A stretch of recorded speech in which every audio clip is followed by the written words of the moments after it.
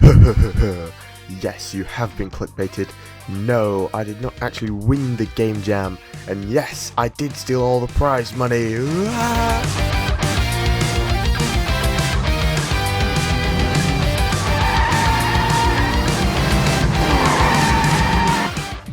Hello, and welcome back. Last week, I entered a game jam, the 14th annual Pirate Software Game Jam, to be exact.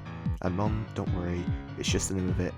No actually illegal pirating has been done.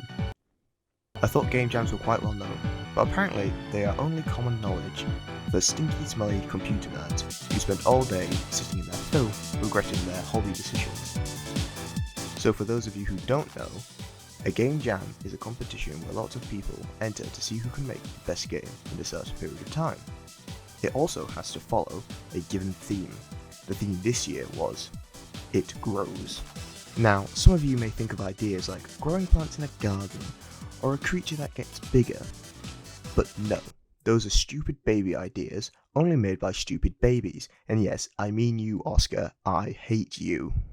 No. The best idea, of course, is the rapid growth and spread of the Industrial Revolution. Coal, oil, smoke, smog, fumes, unknown respiratory issues that will crop up in years to come. And what a better way to represent this than trains? I want to make a game where the player has to redirect trains to indicated tunnels, and move the trains between the tracks to get them out. Between work and getting other important stuff done, the first many hours were spent bashing my head against the computer, trying to get an object to spawn at a specific location. That was picked randomly and moved. I then realised I should have been bashing my head against the keyboard, and it started working after that. Then, after several days later, of adding nothing, I decided to add something, the player's input, and made it so trains would spawn on whichever side was opposite to their travelling direction. This was so they wouldn't fly off outside the player view. Next came the hard part, getting the trains to move between rails. I could do this in one of two ways. One, let the players be able to draw lines over each rail, and make the train change direction to follow that new rail, or B, have some preset rails and buttons to be able to turn them on or off. The naturally more fun option was option A. I thought this would make up for a lack of gameplay content in my idea and give the player more to worry about. But oh, little did I know of the pain this decision would cause. But anyway, that's future me's problem. For now, I searched online to be able to find a way to draw lines. I found this really helpful tutorial by and was able to draw lines. That's when the issues started cropping up. 1. I couldn't figure out how to get the trains to interact with this line. 2. The image of the track this line was supposed to render wouldn't match up onto the created line. And C. There's only about 3 hours left to finish the jam. I decided to scrap this idea of letting the player draw the track themselves, as I don't have the means or know-how or time to finish it, and instead decided to switch to the idea of having pre-existing rails on the track.